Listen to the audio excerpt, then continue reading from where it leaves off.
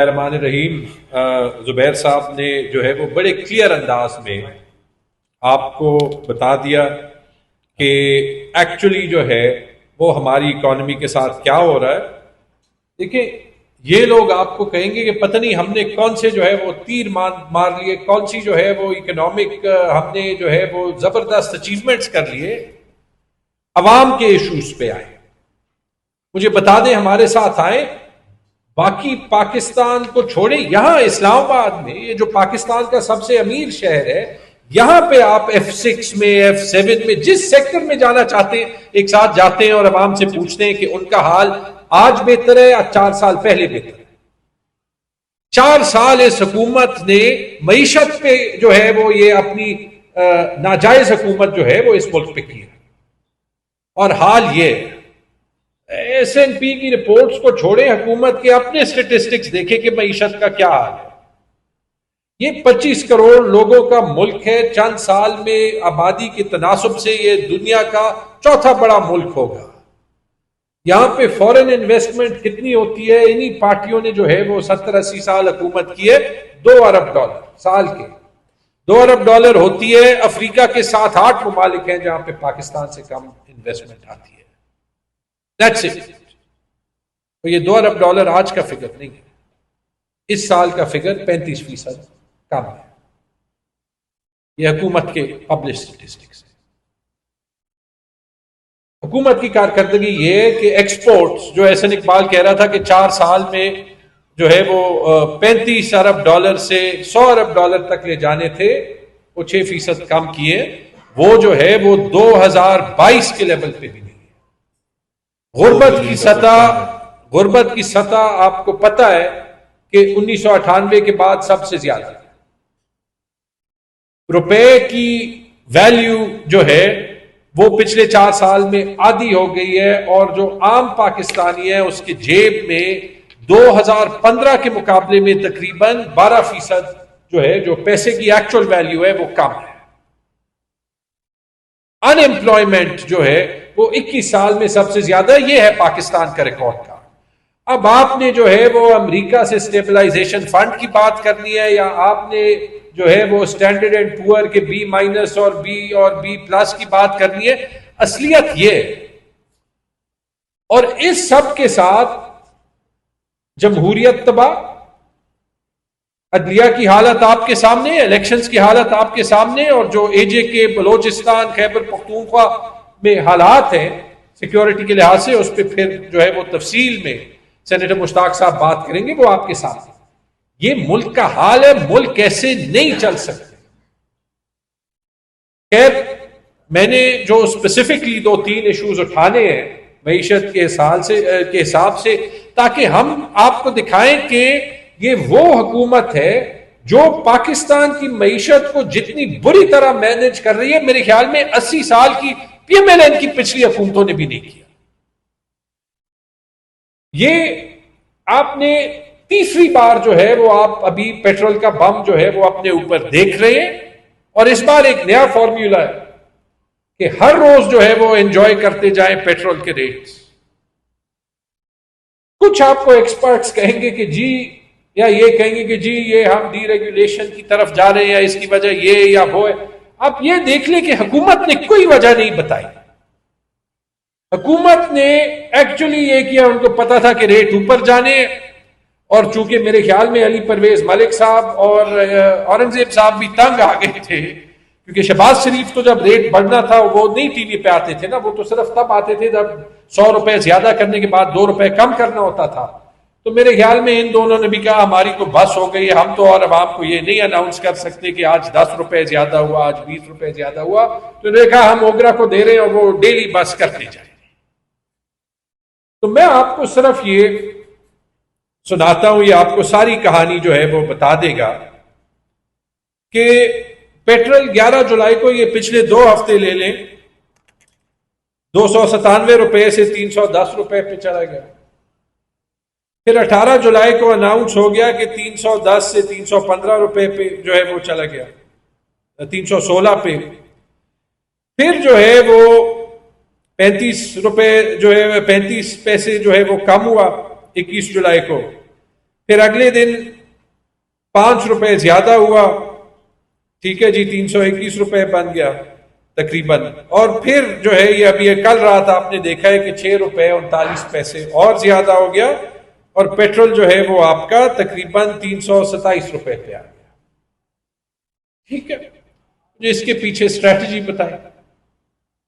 اس میں 102 روپے تو ٹیکسز ہیں. یہ آپ کا پیٹرول سٹیبلائزیشن فنڈ کہاں گیا؟ آپ نے جو ریزرو زیادہ کرنے تھے اور یہ امریکہ سے قرضہ مانگنے کے بجائے آپ یہ پچھلے 2 مہینوں میں پیٹرول کے ریزروز کیوں نہیں بڑھاتے؟ 30 دن تک تو بڑھائیں نا، تاکہ آپ کے پاس کانفیڈنس ہو، کیونکہ خود اخبار کے رپورٹس کہہ رہے ہیں کہ 15 دن کے ریزروز رہ گئے. پھر آپ اسی طرح دیکھ لیں، آپ نے یہ پورے کرائسس میں بتایا ہے کہ اصلی جو ہم کام کر رہے ہیں، ہم ڈیزل کی قیمت کم رکھ رہے ہیں، کیونکہ غریب عوام پہ ڈیزل کی قیمت کا زیادہ اثر ہوتا ہے. تو ڈیزل کی قیمت دیکھ لیتے ہیں. 11 جولائی کو جو ہے وہ یہ 309 روپے سے 323 روپے ہو گیا. پھر جو ہے جی وہ 323 سے 354 روپے ہو گیا. پھر 354 سے 360 روپے ہو گیا. یہ ابھی ہم ڈیلی اس میں یہ پچھلے 3 دن کے تحفوں میں جا رہے ہیں. پھر 360 سے 367 روپے ہو گیا. تو ڈیزل کی قیمت تقریباً 68 روپے یہ پچھلے چند دنوں میں جو ہے وہ بڑھی ہے، اور اس 68 روپے میں یہ پچھلے 4-5 دنوں میں تقریباً 54 روپے بڑھی. تو یہ تو ابھی آپ ہی آتے تھے کہتے تھے کہ جی ہم پیٹرول اور ڈیزل کو بڑھاتے ہیں. یہ مجھے یہی سمجھ نہیں آ رہا، اگر کسی کے ذہن میں کوئی اسٹریٹجی، کوئی پلان، کوئی پالیسی ہوتی ہے تو وہ مہینے 2 میں تو نہیں بدل سکتی نا. اسٹریٹجی پلان میں آپ کو بتاتا ہوں. جیسے میں نے آپ کو پاکستان میں پیٹرول اور ڈیزل کی قیمتیں جو ہے وہ سنائی ہیں، میں آپ کو انڈیا میں یعنی دلی میں اور میں آپ کو ڈھاکہ میں پچھلے انہی 2 ہفتوں میں پیٹرول اور ڈیزل کی قیمتیں جو ہے وہ سناتا ہوں. ڈیزل کی قیمت میں نے آپ کو کہا کہ یہاں پہ پچھلے 4-5 دن میں 54 روپے بڑھ گئی. ہندوستان میں دلی میں پیٹرول کی قیمت 293 روپے 90 پیسے اور ڈیزل کی قیمت 274 روپے. چینجز 0. اور ڈھاکہ میں قیمت جو ہے، یہ میں پاکستانی روپے میں آپ کو کہہ رہا ہوں تاکہ آپ کو کنورٹ نہ کرنا پڑے. پیٹرول کی قیمت 315 روپے لیٹر اور ڈیزل کی 258 روپے لیٹر. کوئی ڈیلی ویلی نہیں، چینجز 0. تو جب وہ کر سکتے ہیں، یہی چند دن ہے، اتنی تو قیمتیں نہیں بڑھی اتنی انٹرنیشنل مارکیٹ پہ. کہاں گیا آپ کا غریب کا سپورٹ؟ کہاں گیا وہ پیٹرول سٹیبلائزیشن فنڈ؟ دیکھیں یہ کب تک ہوگا؟ اور یہ ملک ایسے نہیں چل سکتا کہ آپ ہر روز ہر ہفتے غریب عوام کو، مڈل کلاس کو کہیں کہ آپ قربانیاں دیں اور ہم گلف سٹریم جیٹ لیں گے، ہم مرسیڈیز گاڑیاں لیں گے، ہم لینڈ کروزرز لیں گے، ہم اپنی تنخواہیں بڑھائیں گے، ہم پارلیمنٹ کی تنخواہیں بڑھائیں گے، ہم president house, prime minister house کے اخراجات بڑھائیں گے. جی آپ عوام میں آپ قربانی دیں. حالات بڑے برے، حالات اتنے برے ہیں کہ کل سٹوری ٹریبیون میں آئی ہے کہ بجٹ میں ایک الاؤنس چھپائی ہے اور اس کا کوئی عجیب نام رکھا ہے، کوئی provincial civil servant disparity allowance, جس کے رولز ابھی بننے ہیں، جو کہ ہے کس کے لیے؟ پی اے ایس اور پولیس سروس کے ایلیٹ آفیسرز کے لیے جو وفاقی حکومت میں. اگر یہ اتنی جائز الاؤنس تھی تو یہ بجٹ میں اناؤنس کیوں نہیں کی؟ اب 1.8 ارب روپے اس کے لیے بجٹ کی ہے. کوئی 600 جو ہے وہ یہ آفیسرز ہیں، اندازاً کوئی جو ہے وہ 2-2.5 لاکھ روپے میرے خیال میں پر منتھ پر آفیسر بنتا ہے. کیلکولیشن کر لیں، میں بعد میں جو ہے وہ ڈائریکٹلی کر لوں گا.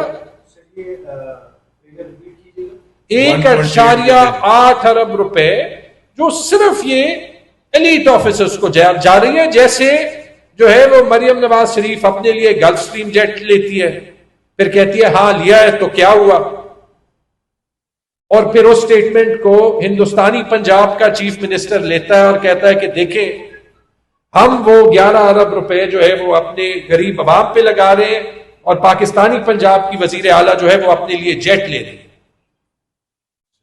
اس پہ ان کو جو ہے وہ نوٹس نہیں ملنا چاہیے؟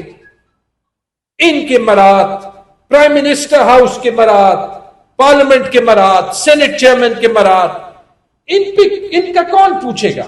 ہمیں ذرا ڈیٹیل دیں، یہ پچھلے 4 سال میں یہ جو گورننس ایلیٹ ہے ان کی کتنی تنخواہیں بڑھی ہے، کیا کیا ان کو جو ہے وہ بینیفٹس ملے، کیا کیا ان کو جو ہے وہ 2-3 لاکھ کی گاڑیاں جو ہے وہ ملی ہے کہ آپ جو ہے وہ اپنی لیں۔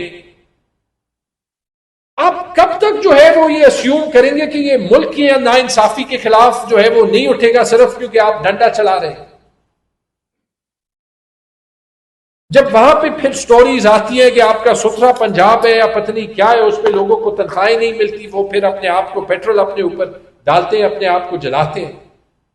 یہ ایک چنگاری ہم صرف ویٹ کر رہے ہیں کہ کہاں نہ کہاں جو ہے وہ یہ جلے گی، اور یہ نہ پی ٹی آئی کے کنٹرول میں ہوگی، نہ ٹی ٹی اے پی کے کنٹرول میں ہوگی، نہ حکومت کے کنٹرول میں ہوگی، نہ کسی جو ہے وہ یہاں ملک کے اندر فورس کے کنٹرول میں ہوگی۔ اس لیے ہم کہتے ہیں یہ نظام، اس کا وقت جو ہے وہ ختم ہو چکا۔ صرف یہ باتیں نہیں ہیں، میں زیادہ ٹائم جو ہے وہ نہیں دینا چاہتا۔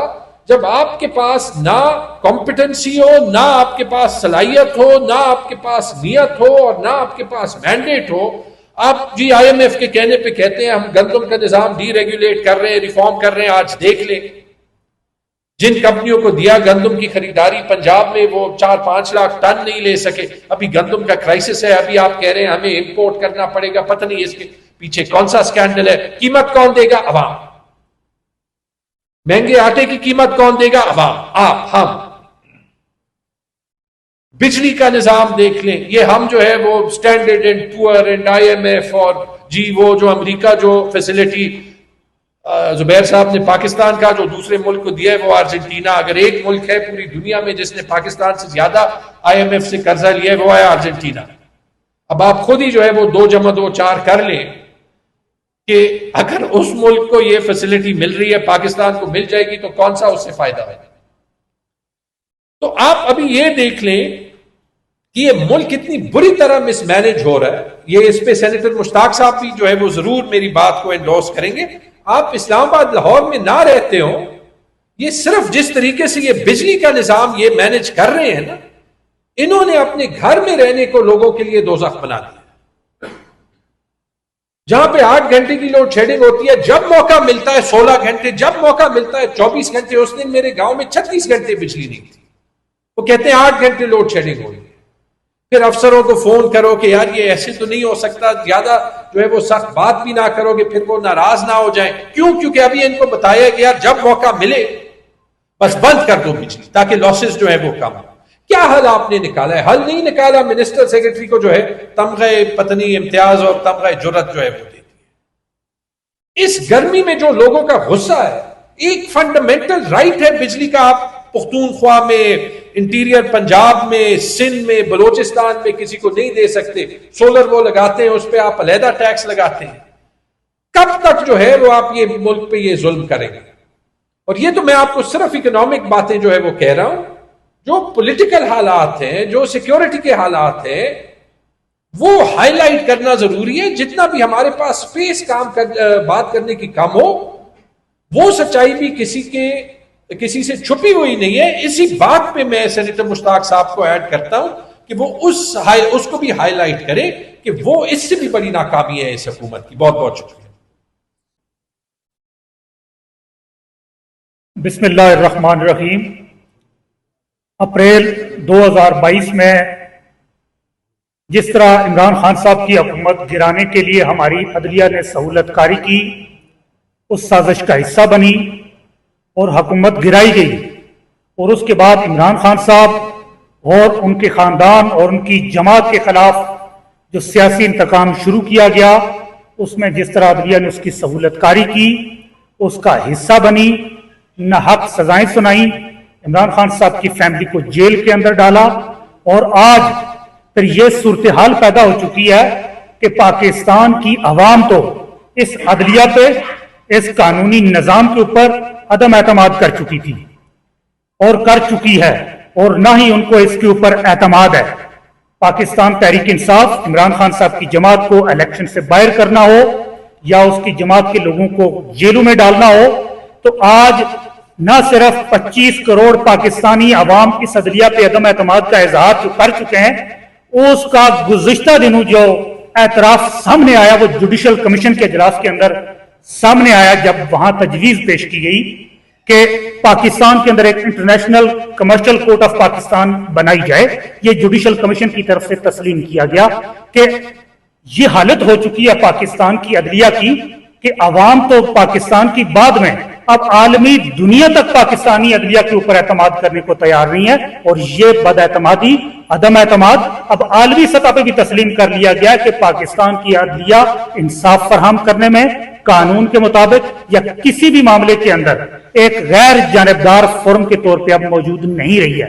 اب جو انٹرنیشنل کمرشل کورٹ بنائی جا رہی ہے، کیا اس کے ججز کوئی ناروے سے لائے جائیں گے، کیا سویڈن سے لائے جائیں گے، یا کیا کسی دوسرے برطانیہ سے لائے جائیں گے؟ نہیں، اسی فیڈرل کانسٹیٹیوشنل کورٹ کے جج لگائے جائیں گے، یا اسی سپریم کورٹ کے ہوں گے، یا انہی بار کونسل میں سے اٹھا کے لگائے جائیں گے۔ تو عالمی دنیا کا اس کے اوپر بھی کوئی اعتماد نہیں ہوگا۔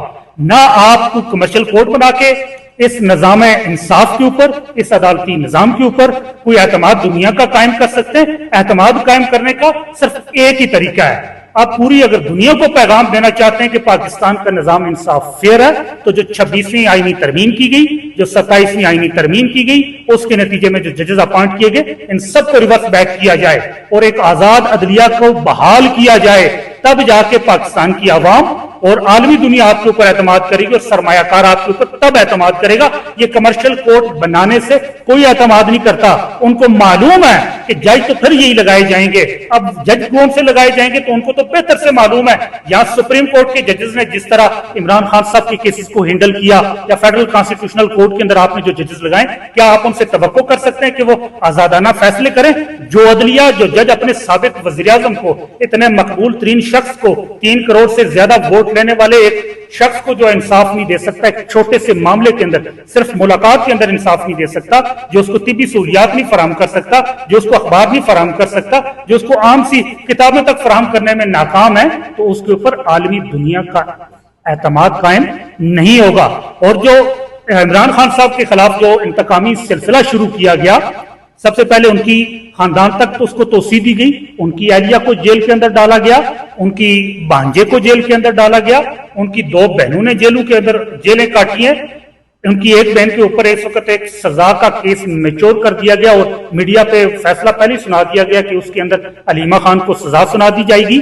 اور پھر جو دوسری بہن ہے، ایک گھریلو خاتون نورین نیازی، اس کے خلاف بھی ایک ایسا کیس قائم کر دیا گیا جس کا کوئی سرے سے پیر ہی نہیں، کوئی انٹرویو شائع ہی نہیں ہوا، اور وہ کیس قائم کر دیا گیا۔ لیکن اس سے جو سخت ترین سٹیٹمنٹس تھی، جو ہندوستان کے حق میں سٹیٹمنٹس دی گئی، جو پاکستان کی سلامتی کے خلاف بیانات جو سیاسی دوسرے رہنماؤں نے دیا، ان کو اٹھا کے اقتدار میں رکھا گیا۔ لیکن عمران خان صاحب کی ہمشیرہ کو، گھریلو ہمشیرہ کو، جس کا بیان کسی میڈیا پہ نہیں چلا، اس کے خلاف NCCI کے اندر کیس قائم کر دیا گیا۔ تیسری بہن ہے، اس کے خلاف بھی ٹرائل شروع کیا جا رہا ہے DG خان کے اندر۔ آپ صرف عمران خان صاحب، ان کی اہلیہ، ان کی دونوں بہنیں اور 3 بہنیں اور ان کے بھانجے، پورے کا پورا خاندان جیل کے اندر رکھ کے جس طرح جو سہولت کاری کی گئی اور جس طرح سیاسی انتقام کا نشانہ بنایا گیا، پاکستان کی عدلیہ کے اوپر، قانونی نظام کے اوپر کسی کا بھی کوئی اب اعتماد نہیں رہا۔ پاکستانی عدلیہ کے نظام کے اوپر ہمیں اب فاتحہ پڑھ لینی چاہیے، یہ اب ختم ہو چکا ہے۔ اور دوسری بات، ابھی سینیٹر مشتاق صاحب نے بڑی تفصیل سے کشمیر کے اوپر بات کی کہ میں خود کشمیر سے ہوں، تو آزاد جموں کشمیر کے اندر جو ایک ڈھونگ رچایا جا رہا ہے 27 جولائی سے الیکشن کے نام سے، آزاد جموں کشمیر ایک انتہائی پرامن علاقہ، حکومت پاکستان کے پاس اقوام متحدہ کی قراردادوں کی روشنی میں ایک امانتن علاقہ ہے۔ حکومت پاکستان کی یہ ذمہ داری بنتی تھی اور بنتی ہے کہ وہ آزاد جموں کشمیر کے عوام کو ایک بہتر گورننس فراہم کرے، تاکہ وہاں کے عوام کشمیر کے مسئلے کے حل تک، ریفرنڈم کے حل ہونے تک اپنے نظام زندگی کو معمولات کے مطابق چلا سکے۔ لیکن جو اقتدار کی ہوس اسلام آباد کے اوپر قبضے کے بعد جو اس کی توسیع تخت مظفر آباد کے اوپر قبضہ کرنے کے لیے جو ایک کھیل رچایا گیا 2023 سے پاکستان تحریک انصاف کی 2/3 میجارٹی سے قائم حکومت میں سے ہماری 2/3 ارکین اسمبلی کی جو وفاداری تبدیل کر کے کھٹ پتلی حکومت قائم کی گئی، آزاد کشمیر کا سیاسی نظام تباہ کیا گیا، جمہوری کلچر تباہ کیا گیا، طاقت کے بلبوتے پہ وہاں 4 حکومتیں صرف ان 5 سالوں کے اندر تبدیل کر دی گئی۔ آزاد کشمیر کے عوام کا اس نظام کے اوپر، اس جعلی فسطائی الیکشن کے اوپر جو یہ امن و امان کی صورتحال ہے، بالکل عدم اعتماد ہے، اور جو ڈھونگ ایک رچایا جا رہا ہے الیکشن کمپین کے نام پہ، اس میں عوام کی عدم شرکت ہے، جس کا سب سے بڑا ثبوت آپ طارق فضل چودھری کا ٹویٹ اٹھا کے دیکھ لیں۔ وہ پتہ نہیں کہاں کے پہاڑ ہیں، وہ مظفر آباد کے پہاڑ بتائے جا رہے، وہ مظفر آباد کے پہاڑ نہیں ہیں۔ جو الیکشن کو کنٹرول کرنے کے لیے، من مرضی کے نتائج حاصل کرنے کے لیے پاکستان تحریک انصاف کی رجسٹریشن منسوخ کی گئی، اس کے امیدواروں کو آزاد جانے کا جو آپشن ہے وہ ان کے سامنے رکھا گیا تاکہ بعد میں الیکشن کو اپنے حساب سے مینج کیا جا سکے۔ پاکستان تحریک انصاف نے اس کا بائیکاٹ کیا، لیول پلینگ فیلڈ کی ڈیمانڈ کی، اور آزاد کشمیر کے عوام سے مذاکرات کرنے کا مطالبہ کیا ہے کہ جو لوگ بیٹھیں آپ ان سے مذاکرات کریں، اس کے بعد اس الیکشن کو مؤخر کیا جائے، تمام سیاسی جماعتوں کو، آزاد جموں کشمیر کی تمام عوام کو ایک برابر موقع دیا جائے کہ وہ الیکشن کے اندر حصہ لے سکے۔ 3 مرحلوں کے اندر الیکشن کے اندر کروانے کا یہ اس ایک اعتراف ہے کہ آزاد کشمیر کے الیکشن کو مینج بھی کیا جا رہا ہے، اور دوسرا عوام کی اس کے اندر عدم شرکت ہے، اور یہ اس کو عوام کی نفرت کے سامنے اس کو بند باندھنے کی کوشش کی جا رہی ہے۔ آزاد کشمیر 40 لاکھ آبادی کا علاقہ ہے، اس کے اندر 3 مرحلوں کے الیکشن کبھی توقع بھی نہیں کی جا سکتی، اور ایک عجیب سی صورتحال ہے کہ اتنی بھاری تعداد کے اندر یہاں سے فورسز بھیج کے وہاں الیکشن کروائے جا رہے ہیں۔ بھئی آزاد جموں کشمیر یا مقبوضہ جموں کشمیر بنا کے رکھتی ہے۔ بہت شکریہ۔ بہت شکریہ، تفصیلی ساری باتیں ہو گئی ہے۔ ایک ضروری چیز آپ کے سامنے رکھنی ہے جس پہ تحریک تحفظ پاکستان اور اسپیسیفکلی قائد حزب اختلاف قومی اسمبلی اور ہمارے تحریک کے سربراہ محمود خان چکزئی صاحب سے ہماری طویل مشاورت ہوئی ہے، اور وہ ہے الیکشن کمیشن پاکستان کا معاملہ۔ موجودہ جو الیکشن کمیشن ہے جس کا ایک سربراہ ہے، جو اس وقت تو آپ کو پتہ ہے پورا ملک ایکسٹینشنز کے اوپر چل رہا ہے، تو وہ بھی ایکسٹینشن کے مزے لے رہے ہیں، اور ان کے ساتھ جو ممبر بلوچستان ہے شاہ محمد جتوئی صاحب اور نثار درانی جو ممبر سندھ ہے، یہ سارے حضرات ریٹائر ہو گئے جنوری 2025 میں، اور ابھی تک election commission of Pakistan extension کے اوپر چل رہا ہے۔ حالانکہ ہمارا آئین یہ کہتا ہے کہ جب ان کی ٹینیور پورا ہو جائے تو 45 دن کے اندر اندر آپ نے نئے الیکشن کمیشن کی تشکیل کرنی ہے، اور اس الیکشن کمیشن کی تشکیل کے لیے جو ایک خاکہ آئین کے اندر درج ہے اس میں اپوزیشن اور حکومت، اور خاص کر لیڈر آف دا اپوزیشن اور لیڈر آف دا ہاؤس، ان دونوں کا بنیادی کردار ہے۔ اس حوالے سے ہمارے سابقہ leader of opposition Omar Ayub Khan صاحب نے کچھ خطوط لکھے تھے وزیر اعظم کے نام، اور جب وہ خطوط لکھے گئے اس کے بعد ہمارے لیڈر آف دا اپوزیشن کو 70 سال کی سزا سنائی گئی اور ان کی سیٹ سے ان کو فارغ کروایا گیا۔ اور اس کے بعد، اور یہ بھی میں آپ کو بتاؤں کہ 26ویں آئینی ترمیم میں ہی ان کے لیے گنجائش نکالی گئی ہے ایک شق کے اندر، جو موجودہ الیکشن کمیشن جس قانون کے تحت چل رہے ہیں وہ اسی غیر آئینی ترمیم جو ہے جس کو ہم غیر آئینی ترمیم مانتے ہیں 26ویں آئینی ترمیم میں، اس کے اندر ان کے لیے گنجائش نکال لی گئی ہے۔ اور یہ بھی میں آپ کو بتاؤں کہ یہ پاکستان کی تاریخ کی، سینیٹر صاحب، یہ پاکستان کی تاریخ کی سب سے زیادہ عرصہ چلنے والا غیر جو ہے نا تشکیل کردہ ایک الیکشن کمیشن ہے جو ایکسٹینشن کے اوپر، never in the history of Pakistan اس طرح کی کوئی الیکشن کمیشن ہم نے دیکھا ہے۔ اور پھر اسی الیکشن کمیشن کو یہی وفاقی حکومت اور اس کے پیچھے جو ہینڈلرز ہیں وہ ایک ہتھیار کے طور پر استعمال کر رہے ہیں ان جمہوری پارٹیوں کے خلاف جن کے ساتھ ہمارا مقابلہ ہے۔ یعنی آپ سوچیں کہ پی ٹی آئی کے ساتھ 3 دفعہ پی ٹی آئی کے، اگر میں غلط نہ ہوں خالد بھائی، 3 دفعہ ہمارے الیکشنز کو تسلیم نہیں کیا گیا پاکستان تحریک انصاف کی۔ پھر جس طریقے سے ابھی محمود خان صاحب کی پارٹی پشتونخوا ملی عوام پارٹی کے خلاف جس طرح ان کو یعنی परसों उनके जो हियरिंग हो रही थी, तो मुझे तो ये खदशा लग रहा था कि ऐसे ना हो कि ये इलेक्शन कमीशन उनकी जमात के ऊपर आर्टिकल 6 लगा दे, जिस तरह के वो आर्गूमेंट्स हो रहे थे। इसी तरह सुन्नी इत्तेहाद कौंसिल के साथ इन्होंने क्या किया, फिर हमारे ही इत्तेहादी बलूचिस्तान नेशनल पार्टी के साथ इनका क्या तर्ज अमल रहा, और फिर हमारे ही अगेन एक इत्तेहादी हमारे साथ, और उसमें जो एक नई जमात भी है अवाम पाकिस्तान पार्टी, शाहिद खाकान अब्बासी साहब की पार्टी, उनके साथ भी उनका ये। तो बुनियादी तौर पर मौजूदा इलेक्शन कमीशन को यही फॉर्म 47 की गवर्नमेंट अपनी मुखालिफिन के खिलाफ इस्तेमाल कर रही है। तो हमारा ये आज इस प्रेस कॉन्फ्रेंस में हम ये ऐलान कर रहे हैं कि इस चीफ इलेक्शन कमिश्नर और जो बाकी वो है, देखे इंतखाबात कल होते हैं, परसों होते हैं, वो तो बात की बात है, लेकिन अगर एक नया इलेक्शन कमीशन तश्कील ना दे अभी इस वक्त हम आने वाले दिनों में, तो आने वाला इलेक्शन भी मुतनाज़ा हो जाएगा। और इसी ये फॉर्म 47 की हुकूमत का तो जो है ना वो मंसूबा यही है कि इसी इलेक्शन कमीशन के तहत आइंदा वाले इलेक्शन भी हो, क्योंकि अभी तो इनको इस फॉर्म 47 की वो पड़ी हुई है अवाम में, तो इनकी कोई जड़ है ही नहीं।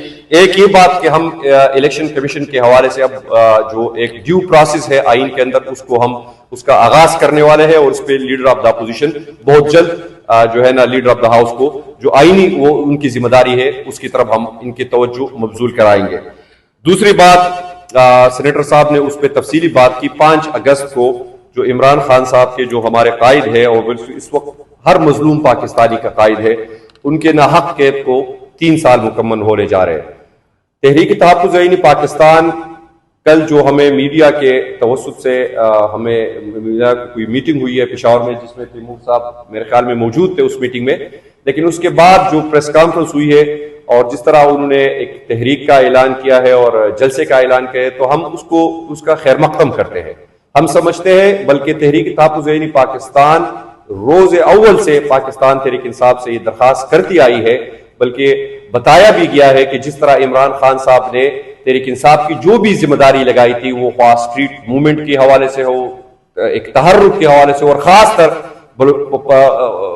खैबर पख्तूनख्वा भी तो वैसे भी हमारा गढ़ है, उधर हमारी हुकूमत है, लेकिन पंजाब और सिंध के अंदर जो सियासी बेदारी, और फिर बिलखुसूस पंजाब के अंदर जो सियासी बेदारी और सियासी तहर्रुक होना चाहिए, जिसमें अभी तक हम बदकिस्मती जो उसकी बहुत सारी वजूहात भी हो सकती है, लेकिन अब हमारा फोकस ये है कि ये जो 5 अगस्त को है, ये एक सिंबॉलिक एक दिन का इवेंट नहीं होगा। पेशावर में उन्होंने एक जलसा अनाउंस किया है, हम उसको भी वेलकम करते हैं, लेकिन हमारा जो तहरीक तहफ़्फ़ुज़ पाकिस्तान का आखिरी इजलास हुआ था, जिसमें सेनेटर साहब खुद नफीस शरीक भी थे, हमने पाकिस्तान तहरीक इंसाफ को ये वजाहत के साथ ये बात कन्वे की थी कि ये एक दिन की एक्टिविटी नहीं होगी, मुसलसल एक तहरीक होगी, और इस तहरीक को हम आगे लेके जाएंगे। और इस तहरीक का बुनियादी मकसद इमरान खान की रिहाई इसलिए है क्योंकि इमरान खान पाकिस्तान की अक्सरियत का लीडर है। इमरान खान, जिस तरह सेनेटर साहब ने कहा, इस वक्त पाकिस्तान में मज़ाहिमत का सबसे बड़ी जो अलामत है वो इमरान खान है। उसकी वजूद से ही आज पाकिस्तान के अंदर नजरियाती और फिक्री सियासत जिंदा है, वगरना जिस तरह इन्होंने लाड़काना के लाडले और रायवंड की लाडली का जिक्र किया, और मुझे यानी शर्म भी नहीं आती, बिलावल साहब कश्मीर में खड़े होकर इस तरह की बातें करते हैं जिस तरह वो कश्मीर में अपोजिशन लीडर है।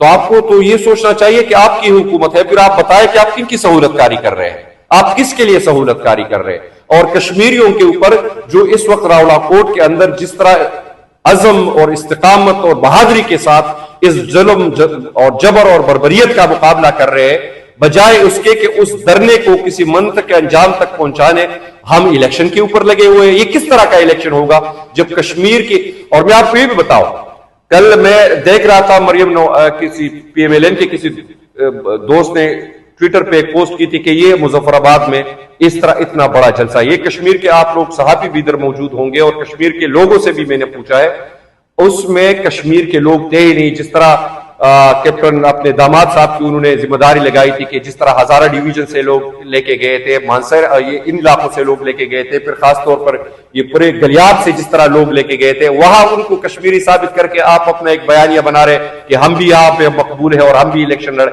तो मेरे ख्याल में वो कश्मीरियों की इस आईनी जमहूरी जद्दोजहद के साथ मजाक है, उनकी तौहीन है, और हम ये तौहीन और मजाक नहीं होने देंगे। हम इनके रास्ते में खड़े रहेंगे। हमारा फिर भी इरादा है, سینیٹر مشتاق صاحب نے بتایا بھی کہ ہمارا آج بھی کشمیر جانے کا ارادہ ہے. ہم صرف اچکزئی صاحب کا انتظار کر رہے ہیں کیونکہ بلوچستان کے اندر جو ہم نے امن جرگہ بلانے کا ارادہ کیا ہے اس کے حوالے سے تیاریاں ہو رہی ہے. وہ ادھر تھوڑے مصروف ہے, شاید کل پرسوں میں ادھر آ جائے تو ہم دوبارہ کشمیر جائیں گے. اور ہم نے مقتدرہ کو پہلے بھی کہا تھا جب انہوں نے ہم سے رابطہ کیا کہ یوم عاشور آ رہے, آپ کو اس اپنے پروگرام کو ڈیلے دے کہ ہم کشمیر کسی تخریب کاری کے لیے نہیں جا رہے, ہم کشمیر کوئی سیاسی سکورنگ کے لیے نہیں جا رہے, بلکہ ایک ملک جل رہا ہے اور وہاں پہ بیٹھے ہوئے عوام آپ کے اوپر اعتبار نہیں کر رہے, آپ کے اوپر اعتماد نہیں کر رہے, اس لیے تو وہ ہمیں بار بار خطوط لکھ رہے اپنی فریاد دے, جس طرح صبح کوئی فجر کے ٹائم ان سے رابطہ ہوا ہے.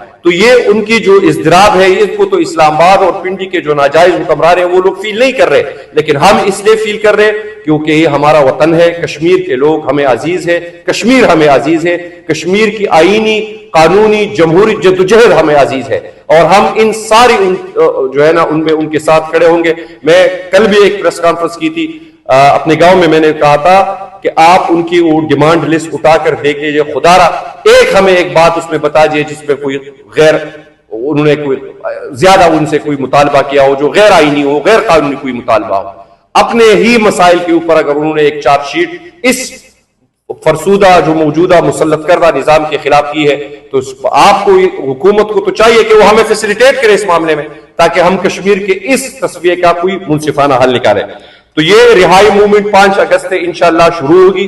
تحریک تحفظ پاکستان, چونکہ پاکستان تحریک انصاف میری جماعت اس میں سب سے بڑی جماعت ہے اس میں, اور ہم اسی جو 5 اگست کے لیے ہم نے جو ایک ایجنڈا تیار کیا ہے, جس طرح مشتاق صاحب نے اس کے کچھ مندرجات آپ کے سامنے رکھے ہیں, ہم آج کے اس پریس کانفرنس میں یہ بھی اعلان کرتے ہیں کہ پاکستان میں اس وقت جو بھی جمہوری سیاسی جماعتیں ہیں ہم ان سب کے دروازوں پہ جائیں گے, ان کے ضمیر کے اوپر دستک دیں گے, ان کو دعوت دیں گے کہ آئے اس ملک میں ابھی ایک فیصلہ کن موڑ آئے کہ ایک ڈیفائننگ موومنٹ ہے کہ اگر یہاں پہ بھی سیاسی جماعتیں خاموش رہی, جب بالکل وہ جو ہے نا بلیک اینڈ وائٹ بالکل واضح ہو چکی ہے, حق اور باطل بالکل واضح ہو چکی ہے, اگر ابھی بھی ہم سیاسی مصلحتوں کا شکار رہیں گے, ابھی بھی ہم دیکھیں اگر کوئی عمران خان کے متعلق یہ بات کرتا ہے تو میں آج ان تمام سیاسی جماعتوں کو اس پلیٹ فارم سے یہ کہنا چاہتا ہوں کہ عمران خان از نو مور انٹو پاور پالیٹکس. انہوں نے وزیر اعظم بننا تھا, وہ وزیر اعظم بن چکے ہیں. انہوں نے دوبارہ وزیر اعظم کے لیے جدوجہد نہیں کر رہی کہ وہ پاکستان کا دوبارہ وزیر, وہ آج بھی وزیر اعظم ہے. وہ 180 سیٹیں جیت کر یہ جو موجودہ مسلط کردہ نظام ہے جنہوں نے یعنی مائنورٹی کو میجورٹی میں تبدیل کیا ہے اور میجورٹی کو مائنورٹی میں تبدیل کیا ہے, حقیقت تو یہ ہے آج بھی وہ وزیر اعظم ہے, لیکن اس کی جدوجہد اب وزیر اعظم بننے کے لیے نہیں ہے, اس کی جدوجہد پاکستان کے عوام کے لیے ہے. اور وہ اس لیے کہ ملک جو ہمارے محترم چیئرمین تحریک تحفظ پاکستان ہر جگہ دہراتے ہیں کہ پاکستان اگر آپ لوگ چلانا چاہتے ہیں اس کا ایک ہی فارمولہ ہے, دوسرا کوئی فارمولہ نہیں نکل سکتا. پاور شیئرنگ پہ, پاور پالیٹکس پہ کم از کم تحریک تحفظ پاکستان میں شامل جماعتیں یقین نہیں رکھتی, نہ بلیو کرتی ہے. ہم نے اس اتحاد کو ایک اصولی فکری نظریاتی بنیادوں پہ کھڑا کیا ہے. پاکستان کا پہلا اور شاید آخری سیاسی اتحاد ہو جو اسٹیبلشمنٹ کے اشیرآباد سے آزاد ہے, جو اسٹیبلشمنٹ کی ڈکٹیشن پہ نہیں چلتی, جو اسٹیبلشمنٹ کے مشوروں پہ نہیں چلتی, نہ ان کے مشوروں سے معرض وجود میں آئی ہے. تو ہماری یہ تحریک جو ہے یہ 5 اگست سے شروع ہوگی. اس میں عمران خان سمیت تمام سیاسی قیدی جو ہے, وہ خواہ مہرنگ بلوچ ہو, وہ علی وزیر ہو, وہ پی ٹی ایم کے ساتھی ہو, پاکستان تحریک انصاف کے وہ ہزاروں ورکرز ہو جو اس وقت پاکستان کے طول و عرض کے جیلوں میں ناحق جو ہے نا جیل کے اندر سڑ رہے, ان سب کے لیے ہے. اور پاکستان کے اس جو میرے 2 محترم بھائیوں نے معیشت کی آپ کے سامنے خاک کر گئے, پسا ہوا پاکستان جس کی اکثریت اس وقت اس ظلم اور جبر کے نیچے پس رہی ہے, ان لوگوں کے لیے ایک تحریک ہے. ان کے مسائل کو لے کر ان کے, اور میں خود ایک اسٹوڈنٹ لیڈر رہ چکا ہوں, طلبہ سیاست سے اس سیاست میں آیا ہوں, تو میں آج پاکستان کی یوتھ کو بھی کہنا چاہوں گا کہ آپ دیکھیں اگر آپ یہ سمجھتے ہیں کہ یہ پاکستان تحریک انصاف کی جنگ ہے تو یہ پاکستان تحریک انصاف کی جنگ نہیں ہے, یہ آپ کے مستقبل کی جنگ ہے. آپ بھی ایک اپروچ جنتا پارٹی بنا رہے, ہم آپ کے ساتھ بھی کھڑے ہو جائیں گے. یہ نہیں ہے کہ ہمیں شوق ہے لیڈر بننے کا, ہمیں شوق ہے تو صرف یہی شوق ہے کہ آپ اس ملک کو ان ظالموں سے نجات دلائے. ہمیں شوق ہے تو اس چیز کے پاکستان میں رول آف لا ہو, ایک آزاد پریس ہو, آزاد جوڈیشری ہو, ہمارے فنڈامنٹل ہم اپنے گھروں کے اندر عزت اور آبرو کے ساتھ رہ سکے. جس طرح بھی انہوں نے بلوچستان کی بات کی, تو بلوچستان کے جو حالات ہیں میں تو یہ سمجھتا ہوں کہ پورا ویسٹ آف انڈس اس وقت حکومتی رٹ سے آزاد ہو چکا ہے. وہاں پہ بغاوت نے جنم دیے, اور یہ جو پھر خودرو تحریکیں چلتی ہے یہ اس لیے چلتی ہے کہ پھر جب کوئی جوائنٹ عوامی ایکشن کمیٹی کیا ہے, یہ خودرو تحریک ہے, کشمیریوں کی تحریک ہے. آپ اس پہ بھی غداری کے فتوے جاری کر رہے, جو ان کے حق میں بولتا ہے ان کے اوپر بھی غداری کے فتوے, جو بھی آپ کو آئین کا آئینہ دکھاتا ہے, قانون کا آئینہ دکھاتا ہے, جمہور کا آئینہ دکھاتا ہے. عمران خان سے لے کر آج ایک جتنے بھی سیاسی جو ہے نا اسیران ہے, جرم ان کا یہ ہے کہ وہ رول آف لا کے لیے کھڑے ہیں. تو یہ تحریک انشاءاللہ پاکستان میں رول آف لا کے لیے ہوگی, آزاد پریس کے لیے ہوگی, آزاد جوڈیشری کے لیے ہوگی, اور اس کو ہم انشاءاللہ آگے لے کے جائیں گے. اب میں تھوڑی گزارش کروں گا خالد یوسف چودھری صاحب سے جو عمران خان کے لیگل کونسل ہے, کہ وہ عمران خان صاحب کے موجودہ جو کیسز ہے ان کے اوپر آپ لوگوں کو قانونی طور پر جو معاملات ہیں ان پہ آپ کو اپڈیٹ کریں. شکریہ. بہت شکریہ.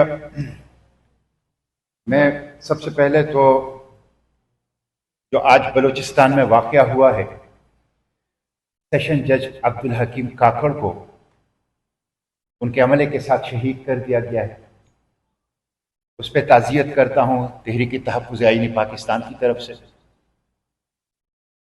اور اس کے ساتھ ساتھ بلوچستان میں بدامنی کے دوران, خیبر پختونخوا میں ڈرون حملوں میں, آزاد کشمیر میں جائز قانونی احتجاج کے دوران, اور گزشتہ دنوں سیلابوں کے دوران جو پاکستانی شہید ہو گئے ہیں, وفات پا گئے ہیں, ان سب کے ساتھ ہم تعزیت کرتے ہیں. تمام مرحومین اور شہداء کی مغفرت کی دعا کرتے ہیں, اور ان کے ساتھ تحریک تحفظ آئین پاکستان اپنی اظہاریہ کی. جماعت اسلامی پاکستان کے سیکریٹری جنرل امیر العظیم صاحب بھی وفات پا گئے ہیں. ہم جماعت اسلامی کے ساتھ, جماعت اسلامی کے لیڈرشپ کے ساتھ, جماعت اسلامی کے کارکنان کے ساتھ تحریک تحفظ آئین پاکستان اپنی اظہار تعزیت کرتی ہے. اور ہم امیر العظیم صاحب جو کہ ایک سیاسی ورکر تھے, سیاسی لیڈر تھے, ان کی بخشش اور ان کی مغفرت کے لیے دعا گو ہیں. میں سب سے پہلے امن و امان کی صورتحال پہ بات کروں گا, اور بلوچستان کا میں نے ذکر کیا. بلوچستان قتل گاہ بن چکا ہے. بلوچستان ایک اوپن ایئر مقتل ہے, جہاں غریب عوام, جہاں پولیس مین, جہاں سردار, جہاں سیکیورٹی فورسز, جہاں ججز, جہاں سٹوڈنٹس بلا تفریق قتل کیے جا رہے ہیں. ریٹ آف دا گورنمنٹ نظر نہیں آ رہا. بلوچستان میں دہشت گردوں کا راج ہے, اور شام ہوتے ہی پولیس اور تمام سیکیورٹی فورسز وہ اپنے قلعوں میں بند ہو کر دروازے بند کر لیتی ہے, اور عوام دہشت گردوں کے حوالے ہوتی ہے. یہ جو زیارت کا واقعہ ہوا ہے جس میں 42 لوگ شہید ہو گئے, یہ ٹوٹل سیکیورٹی فیلئر ہے, یہ ٹوٹل انٹیلیجنس فیلئر ہے. اور پھر لاشیں 3 دن کے بعد حکومت نے لا کر ان کو نہیں دیے.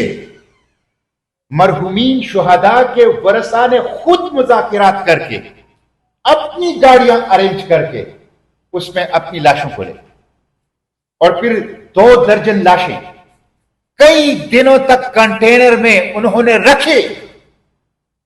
اور حکومت کی بے حسی, صفاقی اور سنگدلی کو دیکھیں کہ کئی دنوں کے بعد جا کے ان سے مذاکرات کر کے ان کی جائز مطالبات کو زبانی حد تک منظور کرنے کی کوشش کی. تو یہ ٹوٹل فیلئر ہے. بلوچستان میں حکومت نام کی کوئی چیز نہیں ہے. ہم تحریک تحفظ آئین پاکستان مطالبہ کرتے ہیں کہ بلوچستان حکومت فوری مستعفی ہو جائے. اور میں وزیر داخلہ سے پوچھنا چاہتا ہوں, جو کہتے تھے کہ ایک ایسی چو کی مار ہے.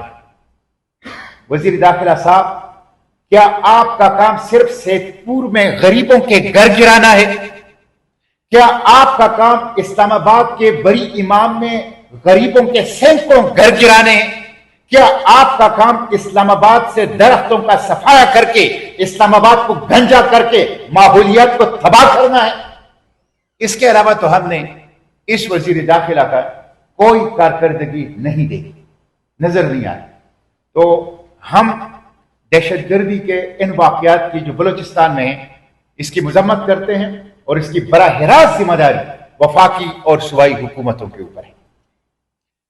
خیبر پختونخوا میں امریکی گئے، ڈرون اٹیک نہیں گئے، امریکی گئے لیکن ڈرون اٹیک کا سلسلہ جاری ہے، اور خود انٹرنیشنل ذرائع اور سورسز یہ کہہ رہے ہیں کہ ڈرون اٹیک میں 95%، میں تو کہتا ہوں 99% کولیٹرل ڈیمیج ہے، جس میں انوسنٹ نان کمبیٹنٹ وہ شہید ہو رہے ہیں۔ خواتین ہمارے بچے، گھروں کے اندر رہنے والے ہمارے لوگ، پرامن شہری، وہ شہید ہو رہے ہیں اور کوئی پوچھنے والا نہیں۔ خیبر پختونخوا میں ایکشن اینڈ ایڈ کے تحت فوج ہے، امن و امان کی ذمہ داری ان کی ہے۔ دیر کے اندر جو واقعہ ہوا، ہم پوچھنا چاہتے ہیں کہ جب امریکی گئے تو ڈرون حملے کیوں نہیں گئے؟ ہم پوچھنا چاہتے ہیں کہ آپ نے بار لگائی، آپ نے فوج ڈپلائی کیا، آپ نے 25ویں آئینی ترمیم کے تحت پولیس بارڈر تک پہنچائی، آپ کی انٹیلیجنس فورسز ہیں، تو یہ دہشت گردی ختم کیوں نہیں ہوتی؟ مجھے بنو سے ٹیلی فون آ رہے ہیں، انٹرنیٹ کی سروس نہیں ہے۔ آپ نے خیبر پختونخوا کو ایک مورچہ ڈکلیئر کر دیا ہے جہاں 20-25 سال سے جنگ جاری ہے، اور آپ اس صوبے کو اپنے حقوق بھی نہیں دے رہے۔ کہاں گئی 3% NFC؟ کہاں گئے سالانہ 100 ارب روپے کا ترقیاتی فنڈ اسرائیل فاٹا کے لیے؟ کہاں گئے ان کے ساتھ 25ویں آئینی ترمیم کے ساتھ کیے گئے خوشنما وعدے؟ وفاق نے خیبر پختونخوا اور اسرائیل فاٹا کے ساتھ فراڈ کیا ہے۔ ہم یہاں مطالبہ کرتے ہیں کہ آپ نے خود 25ویں آئینی ترمیم کے وقت کہا تھا کہ ٹیکس نہیں لگے گا۔ اس دن خیبر پختونخوا کے وزیر اعلیٰ کی قیادت میں پورے خیبر پختونخوا کا جرگہ ہوا۔ ہم اسرائیل فاٹا میں جو آپ نے وعدہ کیا کہ وہاں جنگ ہے، وہاں ڈرون حملے ہیں، وہاں پہ ان لینڈ ریفیوجیز، وطنی مہاجر، اپنے ہی وطن میں لوگ مہاجر ہیں، تو وہاں پر ٹیکس کیسے لگ سکتا ہے؟ اس لیے ہم خیبر پختونخوا حکومت کی اس موقف کی، مالاکان ڈویژن کے تاجروں کی اس موقف کی ہم حمایت کرتے ہیں۔ اور تحریک تحفظ آئین پاکستان بلوچستان میں گرینڈ امن جرگے کا اعلان کرتی ہے کہ وہاں پہ امن و امان کے لیے ہم ایک کراس دا بورڈ سب کو جمع کریں گے، اور گرینڈ امن جرگہ جو ہے بلوچستان میں۔ اسی طرح ڈرون اٹیکس کے خلاف اور خیبر پختونخوا میں جو دہشت گردی کے واقعات ہیں اس کے خلاف بھی ہم تحریک تحفظ آئین پاکستان انشاءاللہ گرینڈ امن جرگہ جو ہے وہ کریں گے۔ کشمیر کی صورتحال آج 49واں دن ہے، راولا کوٹ میں اور اس کے گرد و نواح میں 6 دھرنے جو ہیں وہ جاری ہیں، اور 40 سے زائد لوگ شہید ہو چکے ہیں۔ مظاہرین شہید ہوتے ہیں یا سیکورٹی فورسز، سب ہمارے بچے ہیں، ان سب کا خون وفاقی حکومت کے گردن پر ہے۔ یہ ان کی غلط پالیسیوں کی وجہ سے ہو رہا ہے۔ اس لیے 40 سے زائد لوگ شہید ہو چکے ہیں، اور انہوں نے 5 جون کو ایک دھرنا شروع کیا تھا۔ 5 جولائی کو انہوں نے مظفر آباد کی طرف مارچ کرنا تھا۔ وفاقی حکومت نے ان سے کہا، ایسٹیبلشمنٹ نے ان سے کہا مذاکرات کرتے ہیں، اور ان کے بقول قرآن لے کر آئے کہ آپ لوگ ملتوی کریں۔ وہ پرامن ہیں، وہ تخریب نہیں چاہتے، وہ توڑ پھوڑ نہیں چاہتے، وہ صرف اپنے درد کا حل چاہتے ہیں، اپنے مسائل کا حل چاہتے ہیں، اس لیے انہوں نے مؤخر کر لیا۔ لیکن جب مؤخر کر لیا، آپ نے کہا ہم نے مذاکرات کی دعوت تو نہیں، تو یہ فراڈ، یہ ظلم ہے۔ کشمیر کے اندر جو ان کے مطالبات ہے، جموں و کشمیر جوائنٹ ایکشن کمیٹی کے تحریک تحفظ آئین پاکستان کی مرکزی لیڈرشپ پہلے بھی جانا چاہتی تھی، نہیں چھوڑا گیا۔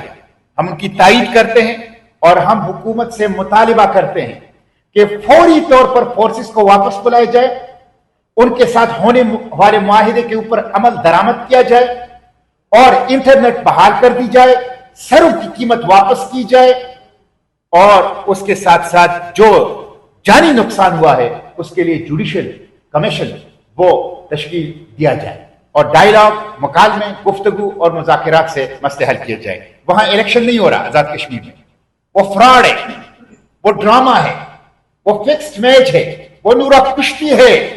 لاڑکانہ کا لاڈلا اور رائے کی لاڈلی فکسڈ میچ کھیل رہے ہیں. لاڑکانہ کا لاڈلا اور رائے کی لاڈلی نورا کشتی کر رہے ہیں اور کشمیریوں کو دھوکہ دے رہے ہیں. یہ جو Jammu Kashmir joint action committee جو کشمیریوں کی دل کی آواز ہے، اس کو کس نے قلعہ قرار دیا؟ وہاں 40 لوگ کس نے شہید کیے؟ آزاد کشمیر میں لاڑکانہ کے لاڈلے کا وزیر اعظم بیٹھا تھا اور وفاقی پاکستان نے رائے کی لاڈلی کی وزیر اعظم بیٹھا تھا. دونوں نے کشمیریوں کے ساتھ معاہدہ کیا، اس معاہدے سے بھاگ گئے اور ان کے اوپر گولیاں چلائی. ان دونوں کے ہاتھ کشمیریوں کے خون سے رنگے ہیں. میں کشمیریوں کو بتانا چاہتا ہوں، لاڑکانہ کا لاڈلا اور لاڑکانہ کی لاڈلی کے پاس آپ کے لیے سوائے گولیوں کے، سوائے تشدد کے، سوائے وائلنس کے، سوائے لاشیں گرانے کے اور کچھ نہیں ہے. ان کو مسترد کر دیجیے. اور یہ مسترد ہیں، اس لیے ہم اس الیکشن پہ اور 3 مرحلوں میں الیکشن. انڈیا 1.5 ارب کی آبادی ہے، 1.5 ارب کی آبادی، وہاں بھی یہ صورتحال نہیں ہوتی. اور راولپنڈی ڈویژن جتنی آبادی رکھنے والا آزاد کشمیر میں، راولپنڈی ڈویژن آبادی رکھنے والا آزاد کشمیر میں 3 مرحلوں میں الیکشن. یہ سب فراڈ، یہ سب دھوکہ ہے. اس فراڈ اور دھوکے کو عوام جو ہیں وہ پہچان چکے ہیں. ہم اس کو مسترد کرتے ہیں. اور میں یہاں پہ حکومت کو متنبہ کرتا ہوں، جو زبیر بھائی نے، تیمور بھائی نے جو معیشت کی صورتحال رکھی ہے، جو 10 ارب ڈالر ہیں. ہم یہ سوال پوچھنا چاہتے ہیں، جس طرح زبیر بھائی نے کہا، میں انڈورس کرتا ہوں کہ ٹرمز اینڈ کنڈیشن کیا ہے، کون سے اسٹریٹجک انٹرسٹ کمپرومائز کیے ہیں. کیا یہ غزہ پیس بورڈ کی قیمت ہے؟ کیا یہ ٹرمپ کو نوبل پیس پرائز لینے کی تنخواہ ہے؟ آپ بتائیں کون سے امت کے اور کون سے پاکستان کے انٹرسٹ ہیں جو کمپرومائز کر کے آپ 10 ارب ڈالر لے رہے ہیں؟ اس لیے کہ دیر از نو فری لنچ. کوئی مفت میں آپ کو 10 ارب ڈالر نہیں دے گا. یہ 10 ارب ڈالر نہیں ہے، یہ پاکستان کے ہاتھوں میں امریکی غلامی کی ہتھکڑیاں ہیں. یہ 10 ارب ڈالر نہیں ہیں، یہ پاکستان کے وجود کے گرد امریکی غلامی کی زنجیریں ہیں، جس کو تحریک تحفظ آئین پاکستان مکمل طور پر مسترد کر دی. ہم یہاں پہ پاکستان کے عوام سے کہتے ہیں 5 اگست کو عمران خان کو 3 سال پورے ہو جائیں گے. عمران خان مزاحمت کی علامت ہے، عمران خان ریزسٹنس کا استعارہ ہے. عمران خان کے 3 سال جمہوریت کے لیے، ساورن پارلیمنٹ کے لیے، عوام کی حق کی حکمرانی کے لیے، مینڈیٹ کے لیے، فنڈامنٹل رائٹ کے لیے، فری پریس کے لیے، پاکستان کے آئندہ نسلوں کے لیے ہے. ہم تحریک تحفظ آئین پاکستان عمران خان کو بہادری اور جرأت کے ساتھ جبر کا مقابلہ کرنے پر خراج تحسین پیش کرتے ہیں. وہ جیل میں ہیں، ان کی اہلیہ جیل میں، ان کا بانجا جیل میں، ان کی لیڈرشپ جیل میں، اور ان کو انصاف نہیں دیا جا رہا، ان کو قید تنہائی کے اندر رکھا گیا ہے. ہم اس تمام جبر کی مذمت کرتے ہیں اور ہم پاکستان کے عوام سے کہتے ہیں کہ 5 اگست کو بلا تفریق ایک ڈیموکریٹ کی حیثیت سے، ایک پاکستانی شہری کی حیثیت سے، جمہوریت کے لیے، ساورن پارلیمنٹ کے لیے، اپنے حق حکمرانی کے لیے عمران خان کا ساتھ دیں، عمران خان کے لیے نکلے. اس لیے کہ یہ جنگ پاکستان کی جنگ ہے، پاکستان کے آئندہ نسلوں کی جنگ ہے. اور حکومت کو ہم خبردار کرتے ہیں، ڈرو اس دن سے جب کاکروچ پارٹی کی طرح، کاکروچ جنتا پارٹی CJP کی طرف پاکستان کے نوجوان، جس طرح تیمور بھائی نے کہا کہ یہ پھر کسی کے کنٹرول میں نہیں ہوگا، نہ تحریک انصاف کے کنٹرول میں، نہ تحریک تحفظ آئین پاکستان کے کنٹرول میں، نہ فارم 47 کے جعلی حکمرانوں کے کنٹرول میں، اور نہ جبر کے کنٹرول میں، اور نہ سیکورٹی فورسز کے کنٹرول میں. ڈرو اس دن سے جب غزہ چوک، سابقہ ڈی چوک جنتر منتر بن جائے گا، جب پاکستان کی یوتھ جو لوڈ شیڈنگ کے مارے ہوئے، بھوکے پیاسے اور قرضوں کے انبار تلے سہولیات سے محروم, صحت اور تعلیم سے محروم جب ظلم کے ایوانوں کے خلاف اٹھیں گے اور غزہ چوک سابقہ ڈی چوک اسلام آباد کا جنتر منتر بنے گا, آپ کو ان ایوانوں کے اندر پھر پناہ نہیں ملے گی. اس لیے ہوش کے ناخن لے. پاکستان کی جو پارلیمنٹ ہے وہ اس وقت آپ دیکھیں اس کی کیا حیثیت ہے. کیا امریکہ کے ساتھ معاملات میں اس کی کوئی حیثیت ہے؟ کیا بین الاقوامی معاہدوں میں اس کی کوئی حیثیت ہے؟ کیا غزہ کا معاملے میں ان کی کوئی حیثیت ہے؟ کیا افغانستان کے ساتھ ڈیل میں ان کی کوئی حیثیت ہے؟ کیا امریکہ کے ساتھ معاملات میں ان کی کوئی حیثیت ہے؟ کیا داخلی امور بلوچستان, آزاد کشمیر اور خیبر پختونخوا کی جو بدلنی ہے اس میں ان کی کوئی حیثیت ہے؟ پارلیمنٹ جاری پارلیمنٹ بنا دیا گیا, ربر سٹیمپ, انگوٹھا چھاپ, جو صرف دو کام کرتی ہے. ایک کی طرف تیمور صاحب نے اشارہ کر لیا, تنخواہوں میں اضافہ کرو 1000%, اشرافیہ کے مراد کو پروٹیکٹ کرو اور اسٹیبلشمنٹ کی اس کی خدمت کرو. اس کے علاوہ ول آف دا پیپل کو ریپرزینٹ نہیں کرتے. تو ہم حکومت کو متنبع کرتے ہیں کہ حالات خرابی کی طرف جا رہے ہیں, معیشت کی بھی, امن و امان کی بھی, اور تمام انڈیکیٹرز وہ بہت خوفناک ہیں اور بہت خطرناک ہیں. بہت شکریہ. اور ساتھ ساتھ اخوندزادہ صاحب سے میرا سوال ہے کہ چیف الیکشن کمشنر کی آپ نے بات کی, اور ساتھ ساتھ آپ نے رانا ثناء اللہ صاحب کا ایک ویڈیو بھی دیکھا ہوگا جو کہ کسی کے ساتھ انٹرویو میں اس نے بات کی ہے کہ 64 سال کے بعد مطلب آرمی چیف چاہے جو بھی ہو وہ مطلب رہ سکتا ہے غیر معینہ مدت تک. ایسی کرم سازی بھی پارلیمنٹ سے ہوئی ہے. تو کیا مطلب اس طرح کی چیزیں ملک کے لیے نقصان دہ سمجھتے ہیں؟ میرے سے کیا آپ نے سوال ایس آئی ایف سی آج سے 3 سال پہلے بنی تھی جون 2023 میں, اور ہمیں بتایا گیا تھا 75 بلین سے 100 بلین ڈالر تک پاکستان میں سرمایہ کاری ہوگی. 75 بلین سے 100 بلین. اب کوئی حساب کو دینے والا ہے, وہ اس کا 3 سال کے بعد یہ فیصلہ کیا گیا کہ ایس آئی ایف سی اس لیے نہیں چل رہا کہ بورڈ آف انویسٹمنٹ کو اس میں ضم کرنا چاہیے. پہلے ایس آئی ایف سی کا یہ بتایا کہ 1 ونڈو آپریشن ہوگا, اس میں فیلڈ مارشل بھی بیٹھیں گے, اس میں پرائم منسٹر بھی بیٹھیں گے, اس میں بڑے بڑے سینئر منسٹرز بھی بیٹھیں گے, اور وہاں اسی وقت فیصلہ کیا جائے گا. حد یہ ہے کہ پاکستان کی تاریخ میں پچھلے 3 سال میں جتنی کم سرمایہ کاری ہوئی ہے کبھی اس سے پہلے 75 سال میں نہیں ہوئی.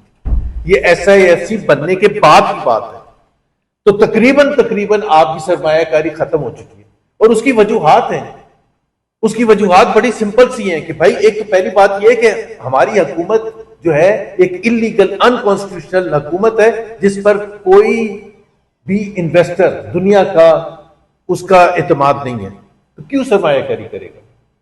دوسری بات, جب آپ یہ 27ویں امینڈمنٹ اور 26ویں امینڈمنٹ کر کے جوڈیشری کا گلا گھونٹ دیتے ہیں, جب آپ جوڈیشری کو سبسروینٹ بنا دیتے ہیں ایگزیکٹو کا, تو ہر انویسٹر کو پتا ہے کہ اگر کبھی کوئی آربیٹریشن کا وقت آئے گا تو اس کو تو فیصلہ اس کے حق میں ملے گا ہی نہیں, کیونکہ وہ تو ایک فون کال کے بلبوتے پر سپریم کورٹ کا جج ہو یا فیڈرل کانسٹیٹیوشنل کورٹ کا جج ہو, وہ اس پر فیصلہ دے گا. اس لیے یہ جب یہ حرکتیں کرتے نا, تو اس سے پاکستان کا اور پاکستان کے عوام کا جو نقصان ہوتا ہے, یہ سمجھتے ہیں کہ ہر فیصلہ ان کی مرضی سے ہے. وہ تو آتا ہے لیکن اس سے نقصان, ایک تو یہ بڑی وجہ ہے. تیسری وجہ, ابھی آپ اگر کسی بھی انویسٹر کو دیکھ لیں, اگر کوئی جرمنی میں بیٹھا ہے, یورپ میں بیٹھا ہے, امریکہ میں بیٹھا ہے, پاکستان کا نقشہ دیکھ لیں اور مجھے بتائیں کہ پاکستان کے مقابلے میں کوئی دوسرا ملک اتنا خطرناک ہو سکتا ہے. 4 صوبے 2 میں دہشت گردی اتنی ہے کہ Pakistan second on the list of terrorist countries ہے, second in the world after Burkina Faso. ٹھیک ہے, مطلب مقابلہ بھی ہمارا کن سے ہوتا ہے. نمبر 2, بلوچستان میں لاشیں اٹھ رہی ہیں, دونوں طرف سے لاشیں اٹھ رہی ہیں, کہ خوشی کی بات نہیں ہے. جو فوجی اور پولیس والے ہیں وہ بھی مارے جا رہے ہیں, اور جو دوسری سائیڈ ہے وہ بھی ماری جا رہی ہے. ہر روز کی بنیاد پر لاشیں. اگر کسی کا رشتہ دار, آپ میں سے بھی کوئی یا میرے میں سے کوئی, ہم سب میں سے کوئی کہے کہ ہم جا رہے ہیں بلوچستان گھومنے کے لیے, تو فیملی روک دے گی. یہ حالت ہے. خیبر پختونخوا میں آپ کو پتہ ہے دہشت گردی کتنی ہے, یہ پاکستان کا نقشہ میں ہوتا ہے. آزاد کشمیر میں لاشیں اٹھ رہی ہیں, دونوں سائیڈ کی لاشیں اٹھ رہی ہیں. 2 مہینے سے وہاں دھرنا ہوا ہے. الیکشن آپ 40 لاکھ لوگوں کا الیکشن آپ ایک وقت میں نہیں کرا سکتے. یہ تو آپ کی لا اینڈ آرڈر کی سچویشن ہے. جوڈیشری کا میں نے آپ کو بتا دیا یہ حالت ہے. آپ مجھے اور پھر جتنے بھی میکرو انڈیکیٹرز ہیں اکنامک انڈیکیٹرز ہیں وہ تباہ کن ہیں. تو اس کے پاس جب یہ چوائس ہے کہ وہ ویٹنام جا کے انویسٹمنٹ کرے, کمبوڈیا جائے, انڈونیشیا جائے, انڈیا جائے, سری لنکا جائے, بنگلہ دیش جائے, تو مجھے آپ ایک ریزن بتا دیں کہ وہ پاکستان کیوں ہے. بجلی سستی ہے کیا؟ تباہ کن حالت ہے. کیا ٹیکس کا نظام صحیح ہے؟ تباہ کن ہے.